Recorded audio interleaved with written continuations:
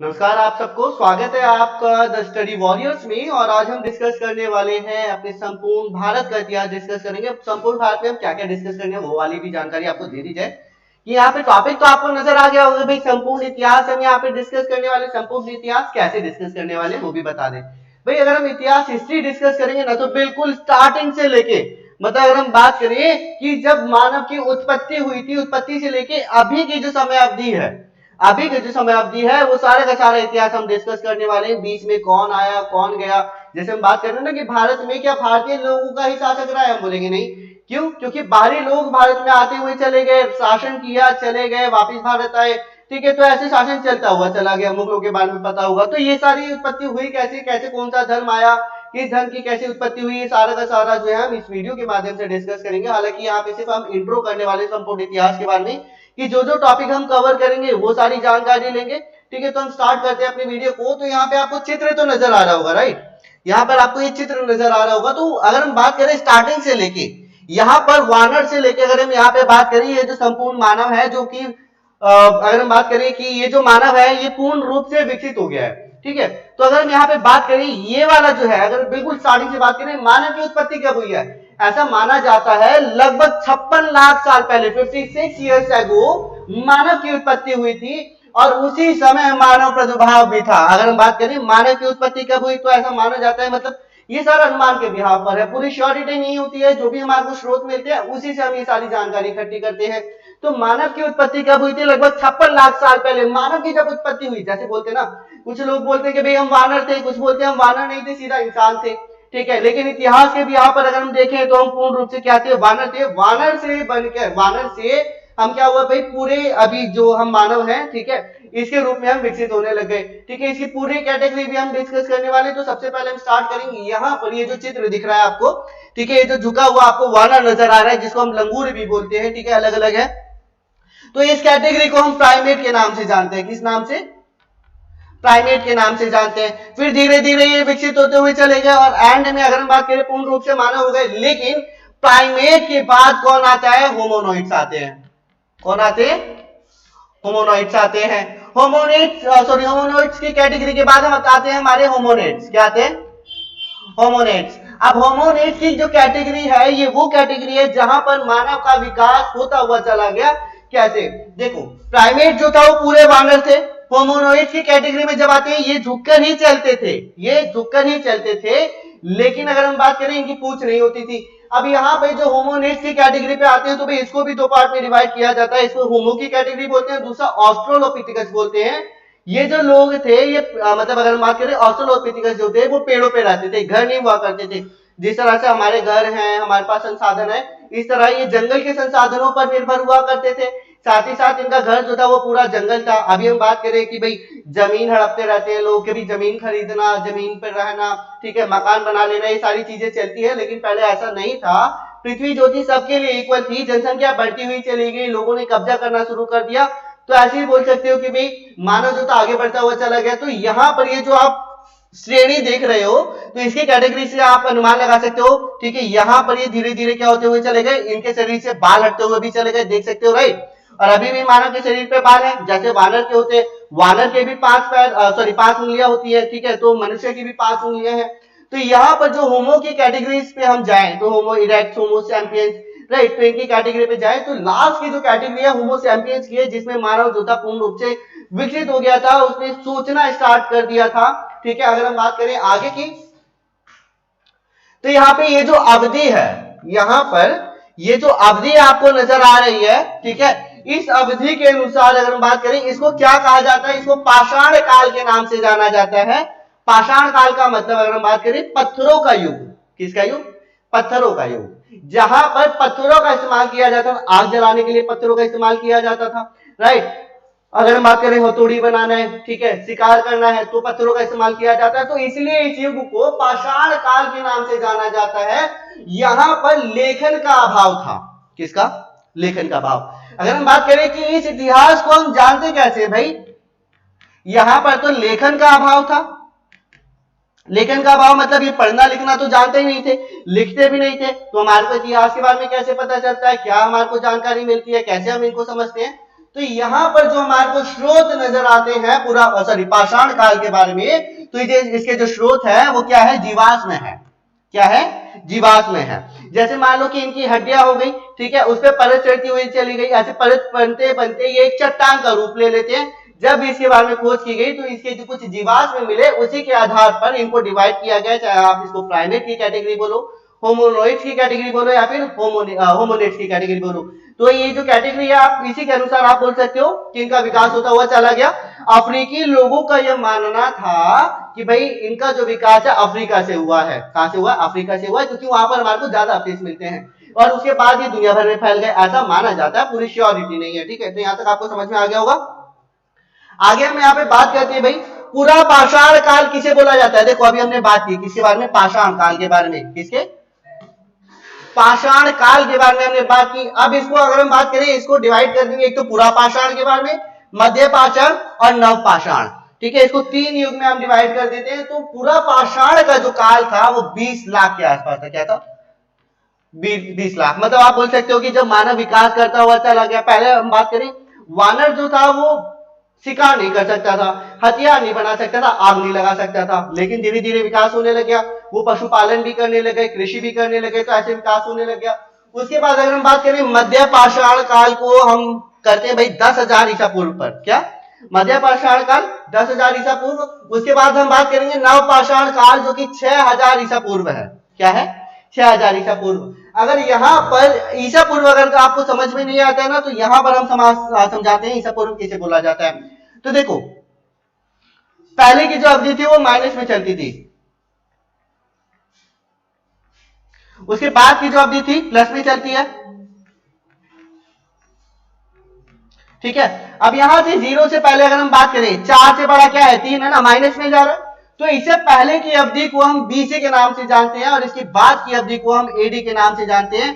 तो ये चीज आपको याद रखनी है, ये इतिहासकारों ने इतिहास को समझने के लिए ये टाइम पीरियड बनाया है। और अशोक का जो काल था, मतलब अगर हम बात करें मौर्य साम्राज्य के बाद, मौर्य साम्राज्य की बाद की अवधि को हम एडी के नाम से जानते हैं। ये चीज याद रखिए, क्या, मौर्य साम्राज्य की अवधि के बाद की अवधि को हम क्या किस नाम से जानते हैं, एडी के नाम से जानते हैं। तो यहां तक आपको समझ में आ गया होगा।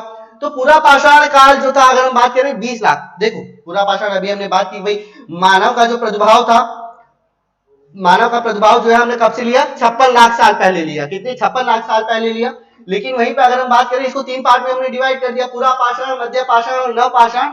ये वही कैटेगरी है जहां पर पत्थरों का उपयोग किया जाता था। किसका, पत्थरों का उपयोग किया जाता था, लोहा तो था ही नहीं ना। दूसरा अगर हम बात करें दूसरी धातु, उनका ज्ञान नहीं था, इनको बेशक हम ये बोल सकते हैं। तो पूरा पाषाण का लगभग 20 साल की अवधि को ले सकते हैं, जिसमें हम इसमें क्या करते हैं भाई, इसको प्राइमेट अगर हमने डिस्कस किया सबसे पहले, फिर आते हैं हमारे होमोनॉइड्स, फिर आते हैं भैया ऑस्ट्रेलोपिथिकस, जिसको आप होमो की कैटेगरी में रख सकते हो, राइट, होमोनेट्स आप बोल सकते हो, राइट। अगर हम बात करें कि होमोनेट्स में ऑस्ट्रेलोपिथिकस और होमोनेट्स दोनों आते हैं। और इसकी अवधि को भी अगर हम बात करें, होमोनेट्स की अवधि को, ठीक है, तो इसको भी अगर हम बात करें, ये जो काल था पूरा पाषाण काल भी, क्या, पूरा पाषाण काल भी 3 पार्ट में डिवाइड है, निम्न, मध्य और उच्च। मतलब निम्न पाषाण काल, मध्य पाषाण काल, सॉरी, निम्न पुरा पाषाण काल, मध्य पुरा पाषाण काल और उच्च पुरा पाषाण काल, इसको भी 3 पार्ट में डिवाइड करते हैं। ये जो अवधि हम डिस्कस कर रहे हैं ना, ये जो पूरा पाषाण की अवधि है, कौन सी, पूरा पाषाण की जो अवधि है, यहाँ पे निम्न, मध्य और उच्च, इसको इसलिए डिफाइन किया कि यहाँ पर अगर हम बात करें कि ये वानर की कैटेगरी में आ गए, यहाँ पर इन्होंने औजार बनाना सीख लिया, ठीक है, और यहाँ पर ये क्या आ गए भाई, यहाँ पे ये कृषि करना सीख गए और साथ ही साथ पशुपालन करना सीख गए। तो इसलिए आप बोल सकते हो कि इस कैटेगरी को अलग अलग डिवाइड किया गया है कि जैसे जैसे मानव विकसित होता हुआ चला गया, जैसे जैसे मानव ने विकास करना शुरू कर दिया, वैसे वैसे यहाँ पर इसको डिवाइड करते हुए चले गए।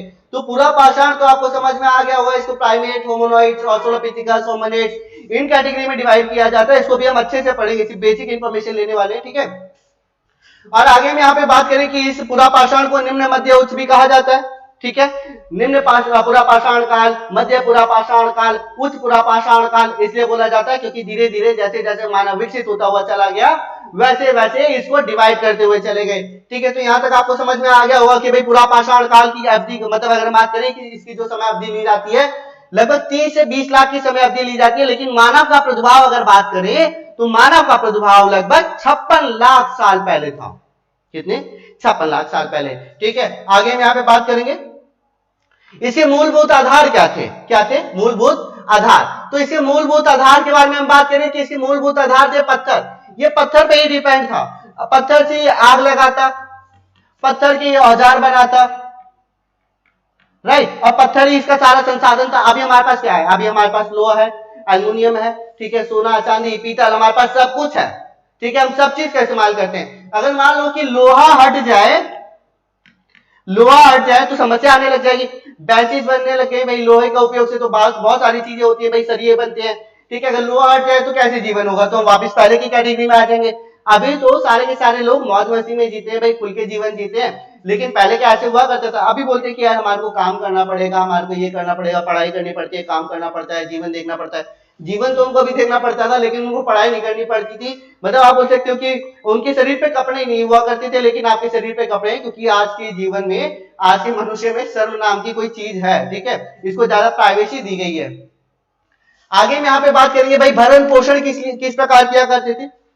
भरण पोषण, आप तो भरण पोषण आप अपनी स्विगी जोमेटो से कर लेते हो भाई, कभी आपने कुछ ऑर्डर कर दिया, कभी कुछ ऑर्डर कर दिया, लेकिन उस समय जीवन जो था वो ज्यादा कठिन था। अभी तो घर पे बैठे बैठे आपने भाई ऑर्डर कर दिया, भी चल लिया यहाँ से पिज्जा ले आ, चल भाई बर्गर ले आ, आपने तो ऑर्डर कर दिया। लेकिन पहले के जीवन में ऐसे नहीं था। पहले आप काम करते हो ना, तभी आप ऑर्डर करते हो। पहले काम किस लिए क्या करता था, सिर्फ खाने के लिए। ये शिकार करते थे, कच्चा मांस खाते थे, और यायावर थे। यायावर भी आपको समझाएंगे। शिकार मतलब जो कि किस पे डिपेंड होंगे, पत्थर पे। हथौड़ी बना ली जाके ऐसे, मतलब अगर हम बात करें, उसको हथौड़ी बना ली, ऐसे सर पे मारा, उसका सर फट गया, हड्डी टूट गई, खोपड़ी टूट गई, ठीक है। और दूसरा अगर हम बात करें भाई, दूसरा क्या है, ऐसे अगर मान लो कि भाई हाथ में पत्थर लिया और किसी के सर पे ऐसे मार दिया, उसका सर फोड़ दिया, ठीक है, वहां पे जानवर मर गया, तो वहां से भी वो क्या करेंगे भाई, अपना भोजन प्राप्त करेंगे। कच्चा मांस, मान लो कि कोई जानवर मर गया, अब जो जानवर मर गया उसका मांस मज्जा, मतलब अगर हम बात करें उसको फाड़ के, बीच में चीड़ फाड़ करके उसका जो मांस मज्जा वो निकाल के वो वापस खा लेते थे। कच्चा ही खाएंगे, पका के नहीं खाएंगे। कच्चा क्यों खाएंगे, क्योंकि उनके पास आग जो था, अगर हम बात करें पूरा पाषाण अगर मैं बात की ना, तो उसकी समय अवधि भी डिफाइन है। तो भाई अगर आग नहीं है तो एक कच्चा खाएंगे, ठीक है। आप भी कच्चा खा लेते हो, जैसे कुछ नॉन वेजिटेरियन होते हैं, कुछ वेजिटेरियन होते हैं। जो नॉन वेजिटेरियन होते हैं भाई उनको तो कोई फर्क ही नहीं पड़ता है ना। आगे में यहाँ पे बात करेंगे। तो भाई इसको आगे हम बात करेंगे, मध्य पाषाण का जो युग है, क्या मध्य पाषाण का जो युग है उसको हम किस पार्ट में डिफाइन करते हैं भाई, इसको हम बात करते हैं पशुपालन के बारे में। किसके बारे में, पशुपालन का है। नव पाषाण को हम डिफाइन करते हैं कृषि विकास में। जैसे जैसे विकास होता हुआ चला गया, अभी हम यहाँ पे वापस आते हैं पीछे कि भाई पूरा पाषाण को हमने डिफाइन कर दिया कि भाई जैसे जैसे विकसित होते हुए चले गए, इसको भी अलग अलग पार्ट में डिवाइड करते चले गए, ठीक है। तो वापस आते हैं भाई यहाँ पर जो हमने डिस्कस किया कि भाई मध्य पाषाण का जो काल था 10,000 पे आ जाता है। 20 लाख से लेकर 20,000 तक, राइट। 20 लाख से लेके अगर हम 20,000 तक की बात करें तो ये वो समय अवधि है जहां पर इन्होंने पशुपालन करना शुरू कर दिया। इनको पता चल गया भाई गाय जो है वो दूध देती है, गाय दूध देती है, भैंस दूध देती है, ठीक है। तो इनको जब जानवरों के बारे में पता चल गया कि भाई कौन सा जानवर पाल सकते हैं, ठीक है, किस जानवर को पालने के बाद काट के खा सकते हैं। भैंसा तो पालेंगे नहीं, है ना, उसका भी रीजन है, भैंसा दूध तो देता नहीं है, भैंसा उसको दे देगा। आगे हम बात करते हैं भाई ताम्र पाषाण के बारे में। नव पाषाण तो हमारे को समझ में आ गया। नव पाषाण जो हमारा क्या है, जब कृषि का विकास हो गया। नव पाषाण का जो हमारी समय अवधि है वो 6,000 की है, ठीक है, 6,000 साल पहले। कब की है, 6,000 साल पहले। अब जैसे जैसे विकास होता हुआ चला गया, वैसे वैसे इनमें भी दिमाग आता हुआ चला गया, ठीक है। कुछ लोग तो ऐसे हैं जिनमें अभी भी दिमाग नहीं है, तो दिमाग लाओ, दिमाग विकसित करो, पढ़ाई करना शुरू कर दो, आगे सक्सेस होना है। क्योंकि हमारा जीवन तो ऐसा नहीं है, यायावर नहीं है कि भाई एक जगह खाना नहीं मिला तो दूसरी जगह खाने चले जाएंगे। किसी का सर फाड़ के खाना थोड़ी खा लोगे। तो ऐसे समय अवधि के साथ साथ इन्होंने विकास करना शुरू कर दिया। तो यहां पर अगर हम बात करें नव पाषाण काल का मतलब है एक नया युग आया जहां पर इन्होंने पशुपालन करना भी शुरू कर दिया, जहां पर इन्होंने कृषि करनी भी शुरू कर दिया, और जीवन यापन करना इन्होंने अपना सरल बनाने का काफी ज्यादा प्रयत्न किया था, ठीक है। तो यहाँ पर आगे होगा आपको समझ में, ठीक है। अब यहाँ पर हमने बात की थी कि यहाँ पर लेखन का प्रभाव था। किसका था, लेखन का प्रभाव था, ठीक है। लेखन प्रणाली अगर हम बात करें कि यहाँ पर लिखना तो वो नहीं करता था। जब ये आग जलाना नहीं जानते हैं तो लिखना कैसे जाएंगे। अभी भी कुछ ऐसे बच्चे होंगे जिनको लिखना नहीं आता है। जैसे अगर हम बात करें कि भाई गवर्नमेंट स्कूल में ही पढ़ते थे, ठीक है, तो गवर्नमेंट स्कूल में काफी सारे बच्चे ऐसे थे जो बैक बेंचर्स थे, बिल्कुल शांत थे, कुछ बोलते नहीं थे, उनको ना पढ़ना आता था ना लिखना आता था कि भाई सर जी उनको कुछ पूछ ना ले, ठीक है। तो इसी प्रकार आप बोल सकते हो कि ये वही लोग थे जो कि पीछे रहते थे और कभी पढ़ते नहीं थे, तो इनका लेखन का अभाव था। किसका? लेखन का अभाव था। पढ़ना लिखना आता नहीं था। जानकारी हमारे को जीवाश्म से मिलती है। जीवाश्म किसे बोला जाता है कि भाई जीवाश्म मतलब इनकी जो हड्डियां हैं, इनके जो अवशेष हैं, वो हमारे को मिलते हैं। उस पर परत चढ़ती हुई चली जाती है। जब उस पर परत बनती है तो एक चट्टान का रूप ले लेते हैं। जब चट्टान से हमारे को जो अवशेष मिलते हैं उसे ही जीवाश्म बोला गया। क्या बोला गया? जीवाश्म बोला गया। इसी से पुरातात्विक क्या करते हैं भाई, हमारे को सारी की सारी जानकारी देते हैं। लिखने का तो कुछ है नहीं। अगर हम बात करें लिखने की जो प्रणाली है वो 2600 के बाद स्टार्ट हुई।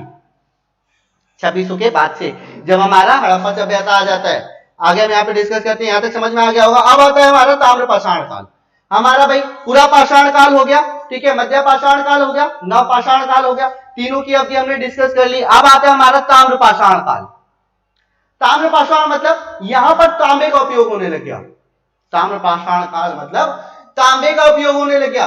तो भाई ताम्र पाषाण मतलब तांबे का उपयोग। अब तांबा और टीन मिलाकर, इनको तांबे के बारे में पता चला, ठीक है, तांबा और टीन मिलाकर एक नया, आप बोल सकते हो कि नया सोर्स पैदा किया गया, जिसको क्या बोला गया भाई, कांस्य बनाया गया। टीन और तांबा मिलाकर कांस्य बनाया गया। ये समय अवधि है हमारी हड़प्पा सभ्यता काल की, Indus valley civilization, right. Harappa सभ्यता की अवधि है जहां पर यहाँ पे काफी ज्यादा दिमाग था, पढ़े लिखे लोग थे, व्यापारी थे, काफी सारे लोग थे, अच्छे खासे थे, ठीक है। अभी के समय में अगर हम बात करें कि भाई अभी के समय में इतने इंटेलिजेंट नहीं रहते होंगे जितना पहले थे। जिस तरह से उन्होंने अपना व्यापार विस्तारित किया, ठीक है, अपना जीवन यापन किया, बहुत सारी जानकारी हमारे को इंडस वैली से भी मिलेगी, ठीक है, जो कि हम आगे डिस्कस करेंगे। आगे हम यहाँ पे डिस्कस करते हैं भाई।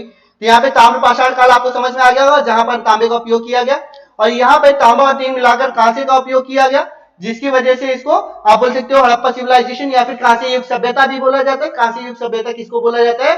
इंडस वैली सिविलाइजेशन, सिंधु घाटी सभ्यता, हड़प्पा सभ्यता। चलिए आगे हम बात करते हैं भाई इतिहास का विभाजन के बारे में, ठीक है। पहले हम बात करेंगे इतिहास क्या होता है।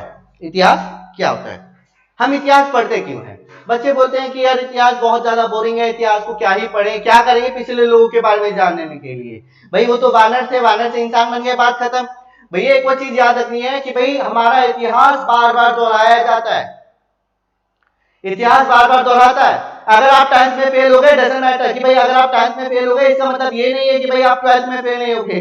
12th में भी फेल हो गए ना, तो भाई क्या है, इतिहास वापस दोहरा दिया आपने। तो इतिहास दोहराता है अपने आप को, वापस बार बार इतिहास आता रहता है। इसलिए इतिहास को पढ़ना काफी ज्यादा इंपॉर्टेंट है कि अगर आप 10th में फेल हो गए और वापिस अगर आप 12th में जा रहे हो, 12th में भी फेल हो गए, तो आपने इतिहास को दोहरा दिया। इतिहास को ना दोहराया जाए इसलिए नई नई चीजें लाई जाती है, इसलिए प्रैक्टिस की जाती है, इसलिए पढ़ाई की जाती है। पढ़ाई करो, इतिहास को ना दोहराओ, सक्सेस हो जाओ, कामयाबी करो, ठीक है। तो यहाँ पे पूर्ण समाधान, वर्तमान में सभी समस्याओं का समाधान हमें इतिहास से मिलता है, पूरा पूरा समाधान। अगर हम बात करें कि भाई पहले तो ऐसी की जाती थी, अगर हम बात करें किसके बारे में, ड्रेनेज सिस्टम के बारे में। ड्रेनेज सिस्टम क्या है? जल निकासी प्रणाली, नाली, ठीक है। अभी के बारे में हम बात करें, आज भी है, हर घर के बाहर नाली होती है, और हड़प्पा सभ्यता में भी ड्रेनेज था, नाली थी। तो भाई अगर हड़प्पा सभ्यता में ये सारी चीजें थी, तो आज का मानव भी उसी चीज को फॉलो कर रहा है, मतलब इतिहास अपने आप को बार बार दोहरा रहा है। तो वही है कि भाई पूर्ण समाधान, वर्तमान में सभी समस्याओं का समाधान हमें इतिहास से मिलता है। इसलिए इतिहास हमेशा अपने आप को दर्शाता है, दोहराता है अपने आप को, ठीक है। तो ये वाली बात आपको समझ में आ गई कि भाई इतिहास हमारे को पढ़ना बहुत ज्यादा इंपॉर्टेंट है। कि पहले मेरे साथ ये हुआ था कि अब मेरे साथ ये नहीं होना चाहिए, जो पहले आपने गलती की थी वो गलती दोबारा नहीं होनी चाहिए। तो इतिहास अपने आप को बार बार दोहराता है। मोस्ट प्रोबेबली वही चीज आपके साथ दोबारा हो जाए। मान लो कि दुनिया खत्म हो गई, दुनिया खत्म हो गई, गिने चुने लोग बच गए, ठीक है, गिने चुने लोग बच गए, तो भाई जीवन वापस वहीं से शुरू हो जाएगा जो कि अभी हमने पढ़ा। जीवन वहीं से शुरू हो जाएगा जो भी हमने पढ़ा, मतलब हड़प्पा सभ्यता में वापस आ जाओगे, फिर विकास करते हुए चलो। समझदार लोग आएंगे तभी वो कुछ ना कुछ ऐसे वैज्ञानिक चीज करेंगे जिससे हम आगे बढ़ेंगे।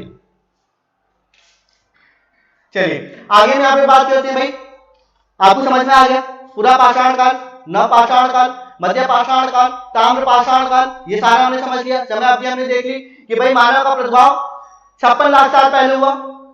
पूरा पाषाण काल की अवधि को हम बात करें तो भाई 20 लाख की अवधि हम देखते हैं। मध्य पाषाण की अवधि 10,000 पे देखते हैं। नव पाषाण की अवधि जो है हमारी 6,000 की देखते हैं, ठीक है। उसके बाद आ जाता है भाई हमारा लिपि लेखन का ज्ञान, लिपि एवं लेखन का ज्ञान। तो हड़प्पा सभ्यता से लेकर हम बात करें, हड़प्पा, सॉरी, अगर हम बात करें पिछले, मतलब अभी जो हमने बात की पुरा पाषाण से लेके, अगर हम बात करें तो पुरा पाषाण से लेके 2600 तक का काल, मतलब आप बोल सकते हो 20 लाख से लेके 2600 ईस्वी तक के काल के बारे में अगर हम डिफाइन करें तो भाई ये वो समय अवधि थी जहां पर लेखन का प्रभाव था। मतलब यहाँ पर आप बोल सकते हो कि लेखन का अभाव था, यहाँ पर लिखना नहीं आता था, लिपि नहीं थी, कुछ भी नहीं थी, लोग पढ़े लिखे बिल्कुल भी नहीं हुआ करते थे। लेकिन 2600 पे आके हमारे एक नई सभ्यता मिलती है जिसको हम इंडस वैली सिविलाइजेशन, हड़प्पा सभ्यता, हड़प्पन सिविलाइजेशन, काशी युग सभ्यता भी हम बोलते हैं। ठीक है, तो इसको आप बोल सकते हो कि अलग अलग नामों से जाना जाता है। ये हमारी हड़प्पा सभ्यता ही है, कोई सा भी नाम आप याद रखो। ठीक है, कोई सा भी नाम आप यहाँ पे याद रखो। तो अगर हम बात करें कि भाई लिपि लेखन का ज्ञान, सबसे पहले हम बात करेंगे प्रगतिहासिक काल। ठीक है, जहां पर प्रगति होने लग गई, तो इसमें लेखन का ज्ञान नहीं था, पर पुरातात्विक स्रोतों द्वारा इसकी जानकारी प्राप्त होती थी। मतलब जो भी हमारे को स्रोत मिलते थे, स्रोतों से हमारी जानकारी प्राप्त होती थी। आगे हम बात करेंगे आदि ऐतिहासिक काल, जिसके अंतर्गत इसमें हम लेखन का ज्ञान था लेकिन इसको पढ़ा नहीं जा सका। प्रगतिहासिक काल, प्रगतिहासिक ज्ञान क्या है? प्रगतिहासिक ज्ञान अगर हम बात करें कि वो ज्ञान है जहां पर मानव विकास कर रहा था। क्या कर रहा था? मानव विकास कर रहा था। अभी हमने बात की ना पुरा पाषाण के बारे में, पुरा पाषाण, मध्य पाषाण, नवपाषाण, यहाँ पे मानव विकास कर रहा था। लेखन अगर बात करें, लेखन का अभाव था, लिखना नहीं आता था, लिपि नहीं पता था। ठीक है, लिखने के बारे में नहीं पता था, तो ये प्रगति कर रहा था। इसलिए आप बोल सकते हो इसको प्रगतिहासिक बोला जाता है, जहां पर हमारे को लेखन का ज्ञान नहीं मिलता है लेकिन पुरातात्विक स्रोतों द्वारा हमारे को सारी जानकारियां प्राप्त हो जाती हैं। आगे बात करेंगे भाई आदि ऐतिहासिक काल। आदि ऐतिहासिक काल उस काल को बोला गया है जहां पर लेखन का ज्ञान था, लिपि भी थी, लेकिन उसको पढ़ा नहीं जा सका है। तो ऐसी कौन सी लिपि थी? हड़प्पा सभ्यता की। किसकी? 2600 ईसा पूर्व के बारे में हम बात करें, राइट। मतलब हम इसको बीसी में कंसीडर करेंगे। अभी हमने समय अवधि के बारे में बात की ना कि समय अवधि हम कैसे डिफाइन करते हैं, कैसे आगे बढ़ाते हैं। तो इस काल में हमारे को लेखन का ज्ञान था। हड़प्पा सभ्यता के जो लोग थे उसमें इसको लेखन का ज्ञान था, लेकिन इसकी जो लिपि है आज तक नहीं पढ़ी जा सकी है। तो इसके भी जो हमारी जानकारी होती है वो हमारे को स्रोतों से प्राप्त होती है, लेखन से प्राप्त नहीं होती है। जैसे हम बात करेंगे समाधान, मृदभान, टीले, ठीक है, वहां पे जो घर बनाए गए थे, नक्काशी की गई थी, ठीक है, दुर्ग के बारे में, मोहनजोदड़ो, निचला शहर, ये सारी जानकारी हमारे को प्राप्त होती है। ठीक है, तो यहाँ पर ये जो हमारा है कौन सा है? इंडस वैली सिविलाइजेशन है। आगे हम बात करेंगे ऐतिहासिक काल। ऐतिहासिक काल जो है इसमें लेखन का ज्ञान था और इसे पढ़ा भी जा सका है। इसमें लेखन का ज्ञान था, पढ़ा भी जा सका है। इसमें आप कंसीडर कर लो मौर्य साम्राज्य के बारे में, राइट। इसमें हमारा क्या आ जाएगा? मौर्य साम्राज्य आ जाएगा। इसकी लिपि हम पढ़ भी चुके हैं भाई। अर्थशास्त्र के बारे में हम बात करें, ठीक है, अभिलेखों के बारे में बात करें, ये सारी चीजें हम पढ़ चुके हैं भाई। तो इसे ऐतिहासिक काल बोला गया। आदि ऐतिहासिक काल जो है सिंधु घाटी और वैदिक सभ्यता को बोला गया। मतलब इसमें लेखन का ज्ञान नहीं था, ठीक है, लिखना नहीं आता था। अब आप बोलोगे कि सर जी यहां पर सिंधु घाटी में चलो मानते हैं कि यहां पे लिखने का नहीं था, वैदिक काल में कैसे लिखने का नहीं था? फिर हमारे 4 वेद कैसे आए?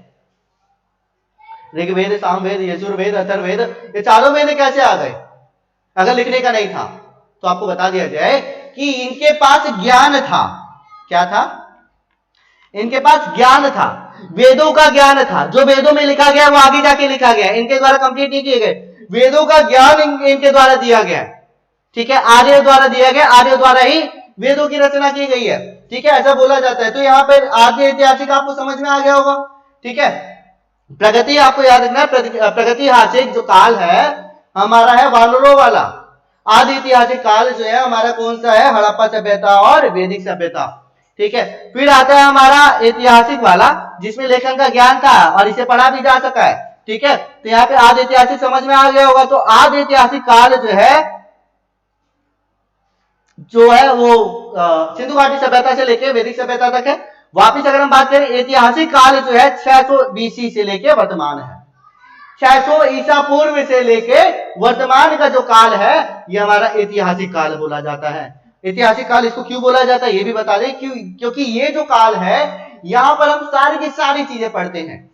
लेखन का ज्ञान है, लिपि का ज्ञान है, और उस लिपि के ज्ञान से हम इतिहास को जान लेते हैं, ठीक है। तो यहां तक आपको समझ में आ गया होगा। आगे हम बात करते हैं भाई अब यहाँ पे समय अवधि को अलग अलग ग्रुप में डिवाइड किया जाता है, अलग अलग लोगों द्वारा अलग अलग ग्रुप में इसको डिवाइड किया जाता है। तो यहाँ पे अगर हम बात करें जर्गेनसन थॉमसन के अनुसार लिपि अध्ययन की दृष्टि को 3 भागों में विभाजित किया गया है। कौन कौन सी हमारी? पाषाण काल, धातु काल, लोह काल। पाषाण काल, धातु काल, लोह काल जर्गेनसन द्वारा हमने बोला है। अगर हमने बात करें वैसे अपने हिसाब से चले तो भाई पूरा पाषाण काल, मध्य पाषाण काल और नव पाषाण काल, ठीक है, हमारी 3 अवधि हो गई। लेकिन यहाँ पे अगर हम बात करें थॉमसन द्वारा इसको अलग पार्ट में डिवाइड किया गया। पाषाण काल पत्थरों का युग,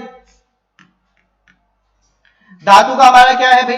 धातु काल मतलब तांबा,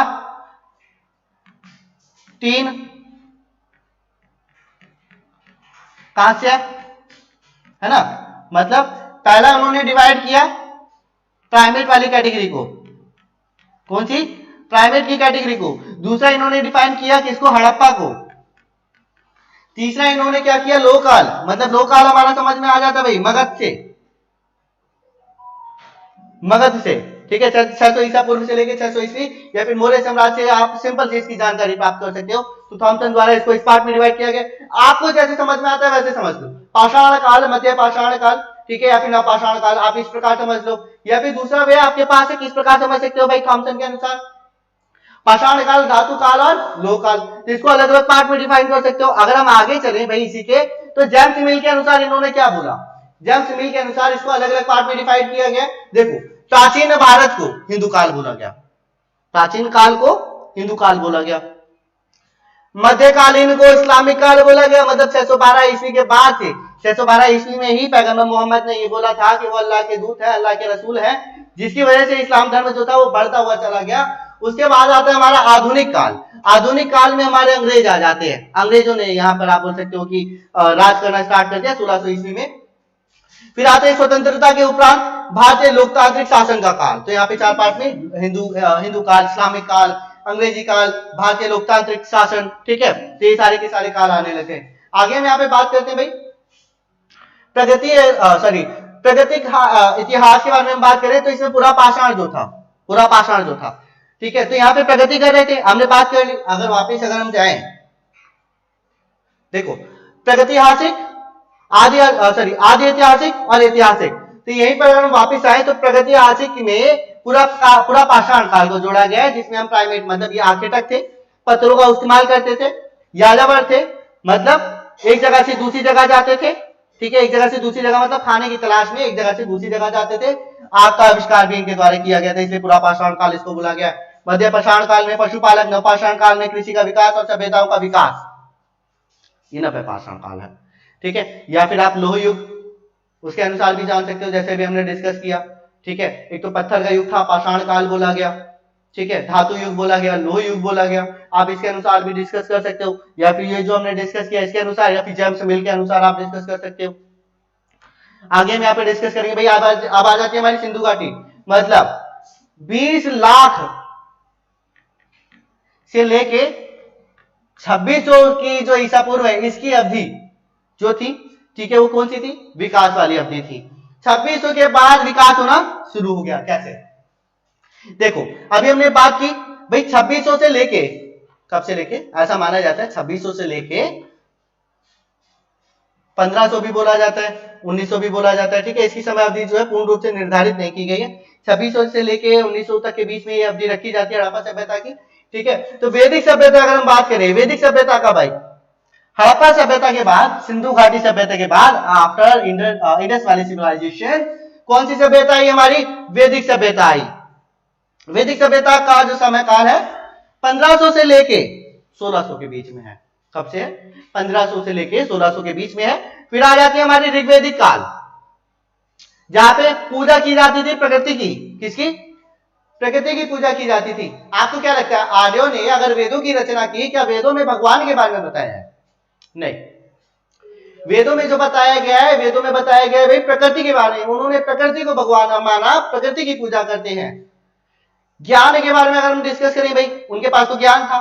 ज्ञान कैसे आया मनुष्य में? अगर हम दूसरी विचारधारा के अनुसार चलें तो कुछ इस प्रकार है कि मान लो कि मानव नहीं है, ठीक है, पृथ्वी जो है ब्रह्मा जी ने बनाई है। हिंदू समाज के अनुसार अगर हम बात करें, पृथ्वी जो है वो ब्रह्मा जी ने बनाई है, ब्रह्मा जी ने कैसे बनाई? देखो, हिंदू धर्म के बारे में थोड़ा सा डिस्कस कर ले तो विष्णु जी ने ज्ञान दिया ब्रह्मा जी को।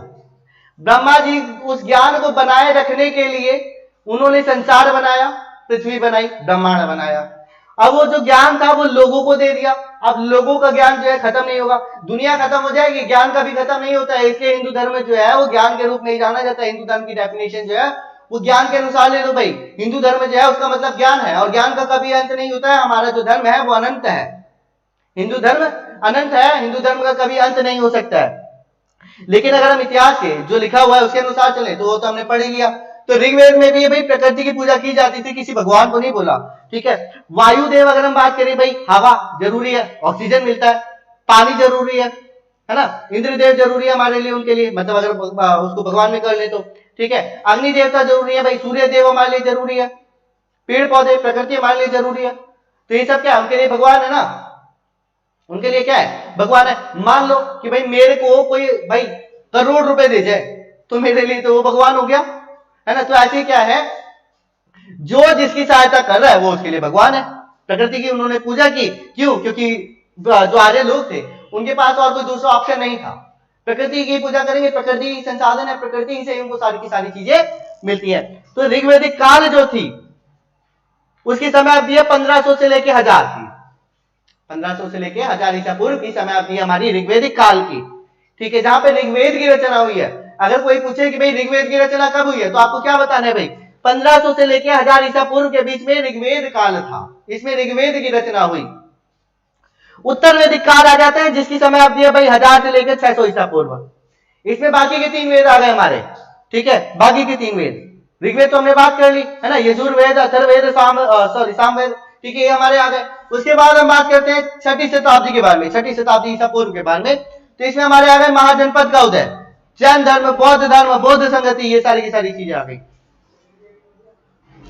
इतिहास समझना, पूरा इतिहास समझना। मतलब हम प्राइमेट से लेके मतलब 50 लाख साल पहले से लेके हम कहां पर आ गए? 6वीं शताब्दी ईसा पूर्व पे आ गए, मतलब मौर्य साम्राज्य पे आ गए, जिसमें हमने डिस्कस कर लिया। क्या क्या डिस्कस किया? अगर हम दोबारा आए कि भाई हमने देख लिया प्राइमेट से लेके होमोनिड्स, मतलब पूरा पाषाण काल हमने देख लिया, मध्य पाषाण काल देख लिया, नवपाषाण काल देख लिया, वैदिक काल देख लिया, ठीक है। किसके अनुसार किस अवधि में इसको जाना जाता है? इंडस वैली सिविलाइजेशन हो गई। उसके बाद हम मौर्य साम्राज्य पे आ जाते हैं। तो ऐसे बात करो कि भाई ये जो सभ्यता थी वो बढ़ती हुई चली गई, ठीक है। आगे हम यहाँ पे डिस्कस करेंगे। यहाँ पे अब क्या हुआ?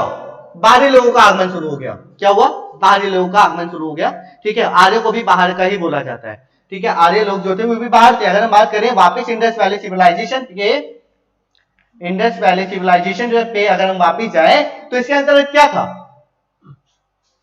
देखो यहाँ पे ऐसा माना जाता है कि इंडस वैली सिविलाइजेशन हिंदू धर्म से जुड़ा हुआ था। क्यों? अब हिंदू धर्म इतना पुराना क्यों है? हिंदू धर्म ही क्यों?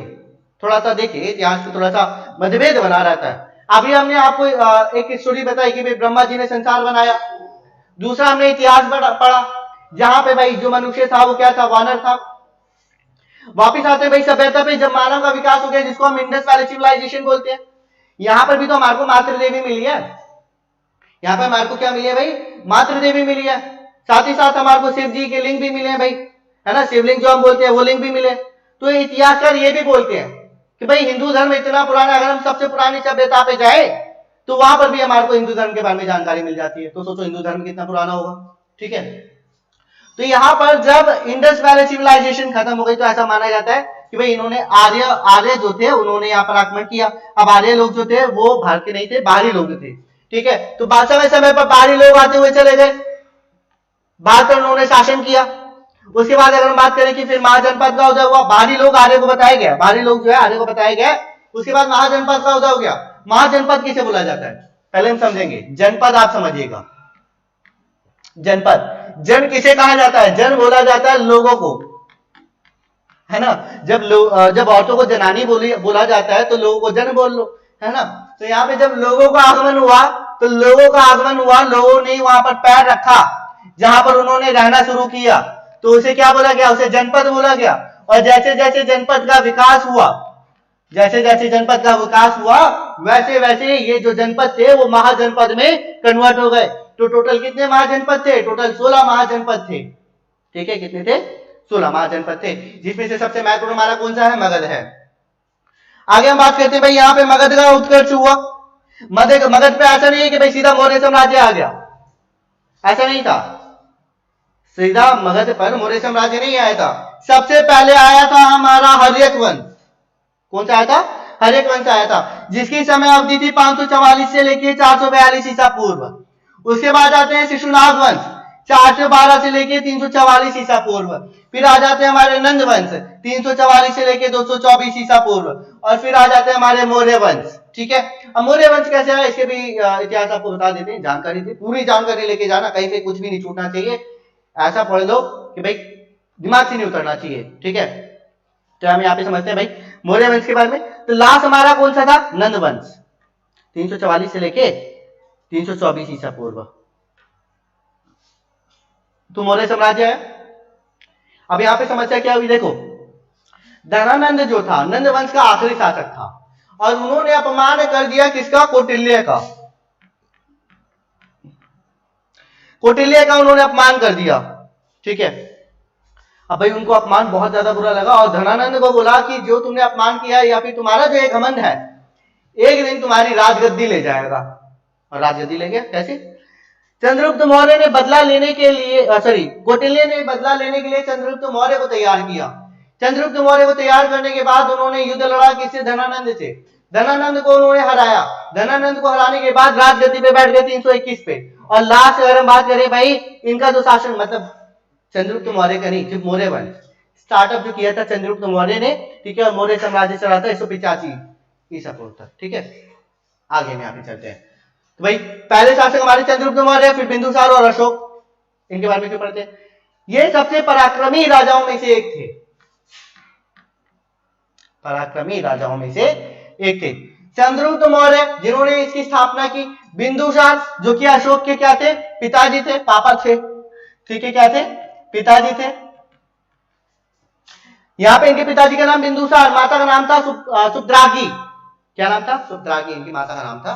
ठीक है, ये सबसे पराक्रमी राजाओं में से एक थे। अब यहाँ पे वापिस आते भाई कि जो हमने बात की कि जो बाहरी वंश आया, ठीक है, इसके बाद अगर हम बात करें तो भाई हमारा आ गया शुंग वंश, कण्व वंश, सातवाहन। ये सारे के सारे विदेशी आक्रमण थे। विदेशी लोगों ने भारत में, विदेशी लोग भारत में आए और भारत में अपना शासन स्थापित कर लिया। भारत में शासन स्थापित कर लिया, क्योंकि मौर्य साम्राज्य के में अशोक के बाद ऐसा कोई राजा नहीं आया। अशोक के बाद ऐसा कोई राजा नहीं आया जो कि काफी पराक्रमी, काफी प्रभावशाली, काफी शक्तिशाली हो। इसलिए आप बोल सकते हो मौर्य साम्राज्य ढहता हुआ चला गया। ठीक है, और वहीं पे अगर हम बात करें कि भाई अब यहाँ पे कोई पराक्रमी राजा नहीं आया, तो बाहरी आक्रमण शुरू हो गए। अलग अलग क्षेत्रों पे अलग अलग राज हो गए। जैसे कि हम बात करें, शुंग वंश आ गया, कण्व वंश आ गया, सातवाहन आ गया। ये सारे के सारे विदेशी थे, भारत के तो थे ही नहीं है। भारत के थे नहीं। 12th में आपने पढ़ा होगा सातवाहन राजाओं के बारे में, ये भी विदेशी थे भाई, भारत में नहीं थे। अब यहाँ पे बात करते हैं भाई, मौर्य साम्राज्य का अंत हो गया, बाकी जगह तो वो आ गया। अब अगर हम बात करें फिर मौर्य साम्राज्य के बाद जो शासन करता है वो गुप्त काल कहा जाता है। गुप्त काल में सबसे पहले आ जाते हैं हमारे चंद्रगुप्त मौर्य, समुद्रगुप्त, चंद्रगुप्त द्वितीय, कुमारगुप्त, स्कंदगुप्त। किसमें? गुप्त वंश में। अगर हम सिंपल सा मेनली मोटा मोटा अगर देखें ना भाई, तो मौर्य साम्राज्य के बाद जो मगध पर शासन किया वो गुप्त काल के नाम से जाना जाता है, गुप्त वंश के नाम से जाना जाता है। चंद्रगुप्त, समुद्रगुप्त, चंद्रगुप्त द्वितीय, कुमारगुप्त और स्कंदगुप्त। ठीक है, इसमें से आप विक्रमादित्य के बारे में भी जानते होंगे, राइट? विक्रमादित्य। फिर आ जाता भाई यहां पर क्या हुआ?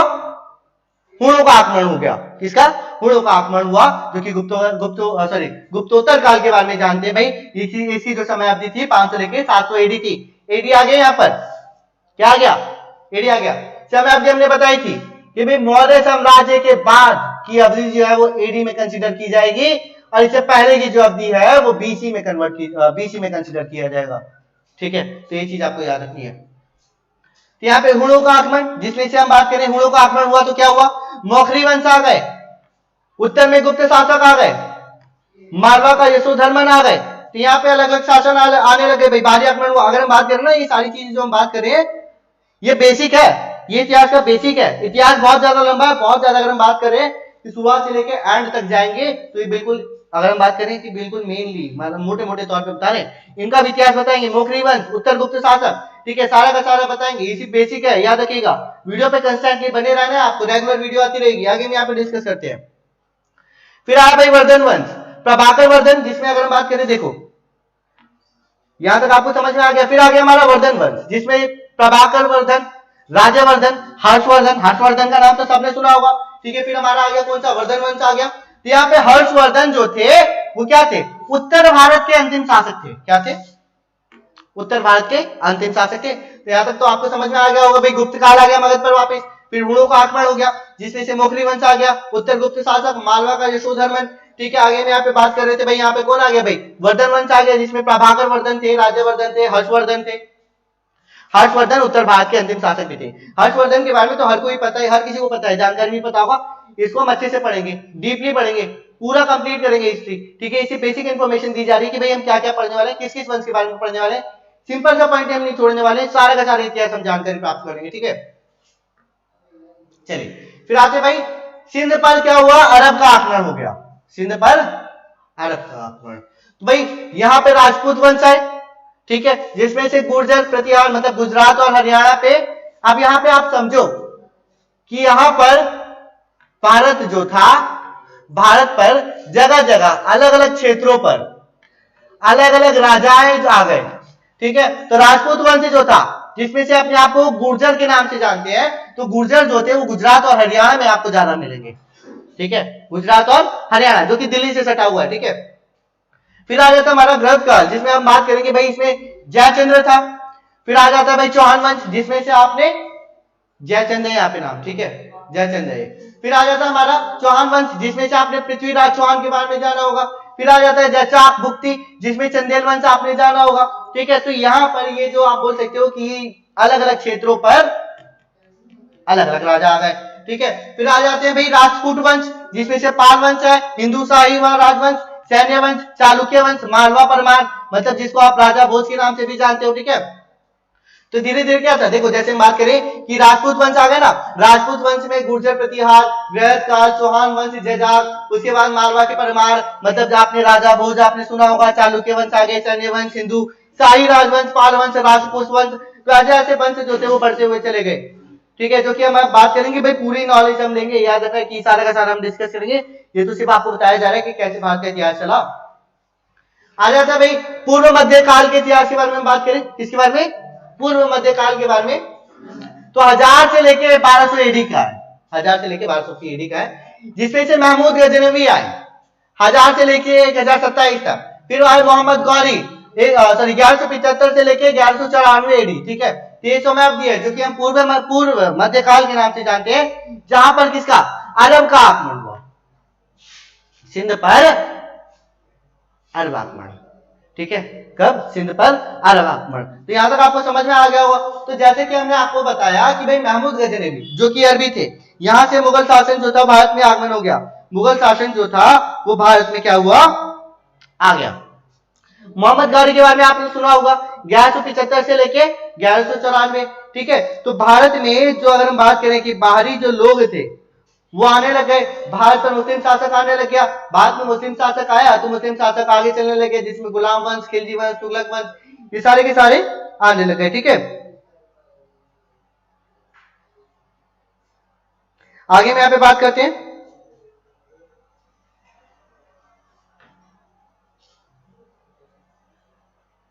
तो भाई वहां तक आपको समझ में आ गया। फिर आ जाती है हमारी दिल्ली सल्तनत, राइट। अगर हम बात करें दिल्ली सल्तनत के बारे में, ठीक है, तो यहां तक महमूद गजनवी, मोहम्मद गौरी, यहां तक समझ में आ गया होगा। अब यहां पर ये जो दिल्ली सल्तनत है, दिल्ली सल्तनत पे गुलाम वंश कैसे आया, दिल्ली सल्तनत पर गुलाम वंश कैसे आया। तो आपको बता दिया जाए कि भाई गुलाम वंश जो आया वो इसलिए आया क्योंकि मोहम्मद गौरी की कोई संतान नहीं थी। क्या नहीं थी, मोहम्मद गौरी की कोई संतान नहीं थी, जिसकी वजह से उनके पास एक गुलाम था। ये वो दौर था जहां पे गुलाम बिकते थे, गुलाम, सॉरी, यहां पे गुलाम बिकते थे, ठीक है। गुलाम जो पढ़े लिखे गुलाम हुआ करते थे वो काफी महंगे हुआ करते थे, ठीक है। जो महंगे गुलाम हुआ करते थे उनको महंगा खरीदा भी जाता था। तो इसी प्रकार आप बोल सकते हो कि भाई समय समय पर क्या हुआ कि भाई सल्तनत जो थी बदलती हुई चली गई, राजा बदलते हुए चले गए। चलिए आगे हम यहाँ पे बात करें, जब मोहम्मद गौरी की कोई संतान नहीं थी तो उसने क्या किया, गुलाम वंश में कुतुबुद्दीन ऐबक, क्या नाम था, कुतुबुद्दीन ऐबक, उनको क्या बना दिया भाई, उत्तराधिकारी बना दिया, दिल्ली सल्तनत पे उनको बैठा दिया। कुतुब मीनार सुना होगा ना, कुतुब मीनार जो था उसको बनवाया किसने था, आप बोलोगे भाई कुतुबुद्दीन ऐबक ने, तो आपको बता दिया जाए भाई कुतुबुद्दीन ऐबक ने उसका स्टार्टअप किया था। क्या किया था, स्टार्टअप जो था वो किसके द्वारा किया गया था, कुतुबुद्दीन ऐबक द्वारा किया गया था। ठीक है, और उसके बाद आप बोल सकते हो कि भाई उनके जो दामाद थे उनके द्वारा कुतुब मीनार को पूरा करवाया गया था। ठीक है, उनके द्वारा कुतुब मीनार को पूरा करवाया गया था। तो हम यहाँ पे आगे डिस्कस करते हैं, पूरा इतिहास जानेंगे भाई। ठीक है, यहाँ पे मोहम्मद गौरी ने कब आक्रमण किया, महमूद गजनवी ने कब आक्रमण किया, ये सारी की सारी चीजें जानेंगे भाई। किसने कितनी बार आक्रमण किया, ये सारी की सारी चीजें आपको बताएंगे। यहाँ पे आगे हम चलते हैं, दिल्ली सल्तनत पर 1200 से लेके 1526 तक के बारे में हम बात करेंगे। 1526 यहाँ पे मुगल आ जाते हैं, क्या आ जाते हैं, मुगल आ जाते हैं। तो दिल्ली सल्तनत पे आ गए गुलाम वंश, कुतुबुद्दीन ऐबक एक गुलाम थे, उसके बाद उनके अगर हम बात करें दामाद आ गए। ठीक है, तो गुलाम वंश के बाद सीधा आ जाता है खिलजी वंश, अलाउद्दीन खिलजी आपने सुना होगा, क्या सुना होगा, अलाउद्दीन खिलजी सुना होगा। खिलजी वंश के बाद आ जाते हैं भाई चौहान वंश, जिसमें आपने पृथ्वीराज चौहान सुना होगा। ठीक है, आगे हम यहाँ पे अगर बात करें कि भाई आ जाते हैं तुगलक वंश, तुगलक वंश से बाद आ जाते हैं भाई यहाँ पे सैयद है, ये क्या है, सैयद वंश है। सैयद वंश के बाद आता है भाई लोधी वंश, लोधी वंश के बाद आता है मुगल वंश। या फिर सिंपल वे में आपको क्या याद रखना है, पहला है हमारा गुलाम वंश, दूसरा है खिलजी वंश, तीसरा है कौन सा, तुगलक वंश, चौथा है सैयद वंश, पांचवा है हमारा मुगल वंश। दिल्ली सल्तनत पे ये सारे वंश आए, इन्होंने राज किया, लास्ट में मुगल वंश आए, फिर अंग्रेज आ गए और आप बोल सकते हैं मुगल सल्तनत जो थी वो पूर्ण रूप से खत्म कर दी गई। ठीक है, अब यहां पर लोधी वंश जब आया तो लोधी में इब्राहिम लोधी, क्या नाम था, इब्राहिम लोधी, लोधी वंश का अंतिम शासक था दिल्ली सल्तनत पर। 1526 में बाबर आया। ठीक है, बाबर ने क्या किया, अफगान पे तो राज कर लिया था, बाबर फिर दिल्ली का रुख करता है। बाबर ने जब दिल्ली का रुख किया तो दिल्ली सल्तनत पर इब्राहिम लोधी, लोधी वंश का अंतिम शासक जो था वो शासन कर रहा था। बाबर जो था उसके पास हथियार बहुत ज्यादा थे।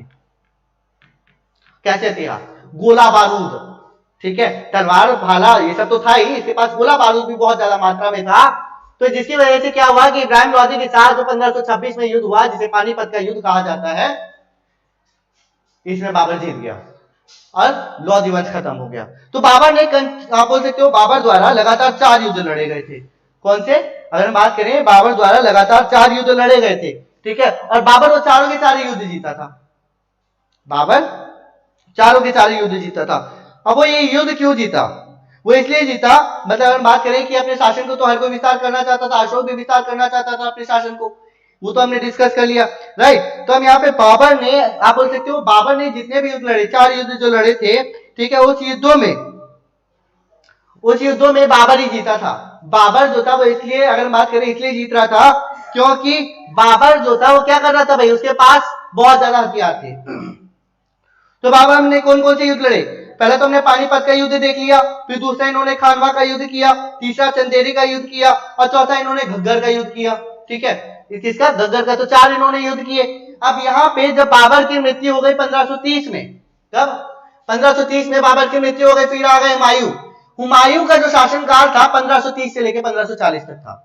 क्यों, समझिएगा, यहाँ पे 1540 और 1555 लिखा हुआ है ना, तो बीच में गैप है, इसलिए क्योंकि 1540 में शेरशाह सूरी ने आक्रमण किया, हुमायूं को हरा दिया, हुमायूं चला गया दूसरी तरफ, अफगानों की तरफ, ईरानी के पास चला गया कि भाई मेरी मदद कर दो, शेरशाह सूरी ने क्या किया, आक्रमण कर दिया है, उसने मेरा शासन जो है हड़प लिया है।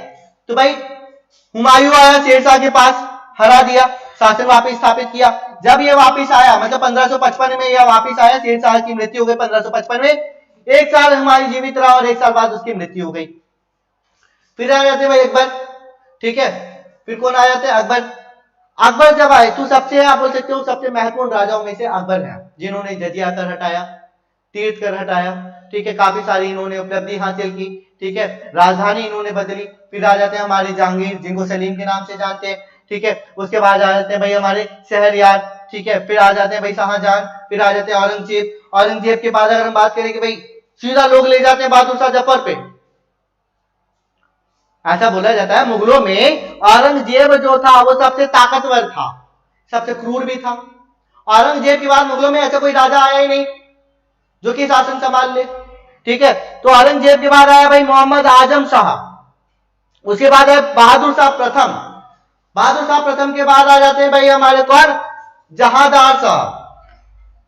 उनके बाद हमारे कौन आ जाते हैं भाई, आगे आ जाते हैं भाई फर्रुखशियार, फिर आ जाते हैं रफी उद दरजात, फिर आ जाते हैं शाहजहां द्वितीय, मोहम्मद शाह, अहमद शाह बहादुर, आलमगीर द्वितीय, शाहजहां तृतीय, बहादुर शाह द्वितीय, अकबर द्वितीय और शाह आलम, सॉरी यहां से उल्टा हो गया, शाहजहां तृतीय, शाह आलम द्वितीय, अकबर द्वितीय और बहादुर शाह द्वितीय। तो यहाँ पर आप बोल सकते हो कि ये जो कैटेगरी है ये सारी मुगलों की है। हम क्या पढ़ते हैं भाई, हम ये पढ़ते हैं कि भाई औरंगजेब के बाद सीधा बहादुर शाह जफर ले आते हैं, जहां पर उनकी मृत्यु हुई थी जब उन्होंने अंग्रेजों के साथ जेल लड़ा था तो उनको फांसी दे दी गई थी। लेकिन उससे पहले हम यहाँ पे ये भी जान ले कि जहांगीर के बाद, सॉरी औरंगजेब के बाद ऐसा कोई भी पराक्रमी राजा नहीं आया जो मुगलों को रोक सके, ठीक है, बाहरी आक्रमण को रोक सके। लाचार आप बोल सकते हो, ठीक है। तो जैसे हमने बात की भाई यहाँ पे मोहम्मद आजम शाह के बारे में बात की, बहादुर शाह प्रथम के बारे में बात की, जहांदार शाह के बारे में बात की, फर्रुखशियार के बारे में, रफी उद दरजात, शाहजहां द्वितीय, मोहम्मद शाह, अहमद शाह बहादुर, आलमगीर द्वितीय, शाहजहां तृतीय, शाह आलम द्वितीय, अकबर द्वितीय और बहादुर शाह द्वितीय। तो यहाँ पर ये जो अंतिम शासक है अंग्रेजों के समय का,